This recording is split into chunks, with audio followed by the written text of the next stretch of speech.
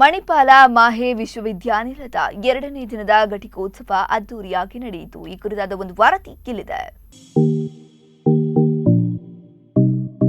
ನಾವು ಅಂಕಿಅಂಶಗಳಲ್ಲಿರುವ ಮಾಹಿತಿಗಳನ್ನು ಜ್ಞಾನವಾಗಿ ಪರಿವರ್ತಿಸಿದ ಅನಂತರ ಜ್ಞಾನವನ್ನ ವಿವೇಕವಾಗಿ ಪರಿವರ್ತಿಸುವ ಅಗತ್ಯವಿದೆ ಎಂದು ಹೊಸದಿಲ್ಲಿಯ ವೈಜ್ಞಾನಿಕ ಮತ್ತು ಕೈಗಾರಿಕಾ ಸಂಶೋಧನಾ ಇಲಾಖೆ ಕಾರ್ಯದರ್ಶಿ ಮತ್ತು ವೈಜ್ಞಾನಿಕ ಮತ್ತು ಕೈಗಾರಿಕಾ ಸಂಶೋಧನಾ ಮಂಡಳಿ ಮಹಾನಿರ್ದೇಶಕ ಡಾಕ್ಟರ್ ಶೇಖರ್ ಸಿ ಮಂಡೆ ಪ್ರತಿಪಾದಿಸಿದರು.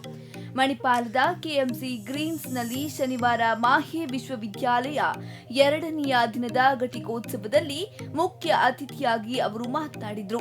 ವಿಜ್ಞಾನ ಮತ್ತು ತಂತ್ರಜ್ಞಾನದ ಬೆಳವಣಿಗೆಯಿಂದಾಗಿ ದೇಶದ ದಿಕ್ಕು ಬದಲಾಗಿದೆ. ಇಂದು ದೇಶ ಜಾಗತೀಕರಣವನ್ನ ಅಪ್ಪಿಕೊಂಡಿದೆ. ಅಂಕಿಅಂಶಗಳ ಪೂರೈಕೆ ಹೆಚ್ಚಿಗೆ ಆಗುತ್ತಿದೆ. ಎಲ್ಲ ಅಂಕಿಅಂಶಗಳು ಮಾಹಿತಿಯಾಗಿರುವುದಿಲ್ಲ. ಎಲ್ಲ ಮಾಹಿತಿಗಳು ಜ್ಞಾನ ಆಗಿರುವುದಿಲ್ಲ. ಎಲ್ಲ ಜ್ಞಾನಗಳು ವಿವೇಕವಾಗಿರುವುದಿಲ್ಲ. ಅಂಕಿಅಂಶಗಳು ಶಿಕ್ಷಣದಲ್ಲಿ ದೊರಕುತ್ತಿವೆ. ವಿಶಿಷ್ಟ ಶಿಕ್ಷಕರು ಮಾತ್ರ ಇವುಗಳನ್ನ ಜ್ಞಾನವಾಗಿ ಪರಿವರ್ತಿಸುತ್ತಾರೆ.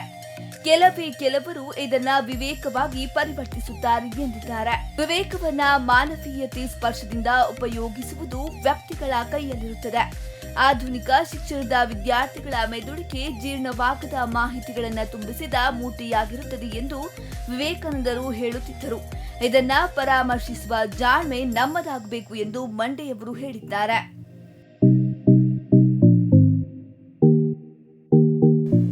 This undoubtedly one of the defining features of every person's career to receive degree on a day like this, and that too from an institute of excellence such as the Manipal University.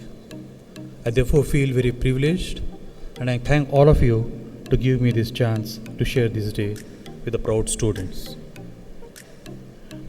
As we are walking in, I heard the announcer quoting Swami Vivekananda, and I could not help give another quote of Swami Vivekananda to all of you. Swami Vivekananda, of course, ranks amongst the foremost thinkers of modern India, and he had a lot to say about education. He contributed a lot to developing education in modern India, and one of his famous quotes was, "Education is not the amount of information that is put into your brain and runs right there, undigested all your life. Education is something else." And that education is what institutions such as the Manipal Academy of Higher Education, they attempt to impart on all of you so that you chart your own life from this point onwards.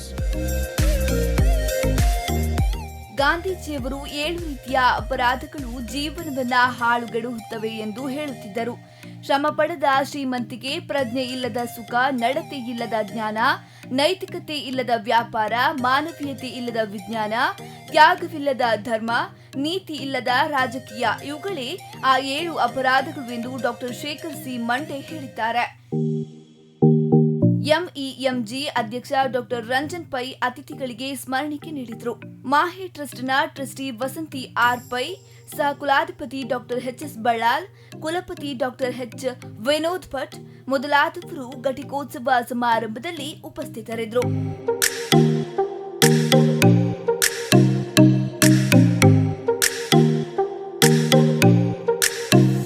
ತುಂಬ ಖುಷಿ ಆಗ್ತಿದೆ. ಇದು actually ನಂದು masters ಅಲ್ವಾ program, ಇದು ತುಂಬ experience ಚೆನ್ನಾಗಿತ್ತು. ಇಲ್ಲಿ ಎಕ್ಸ್ಪೋಜರ್ ಚೆನ್ನಾಗಿತ್ತು, ಎಜುಕೇಷನ್ ಚೆನ್ನಾಗಿತ್ತು, ತುಂಬ ಸಪೋರ್ಟ್ ಮಾಡಿದ್ದಾರೆ ಅವರೆಲ್ಲ.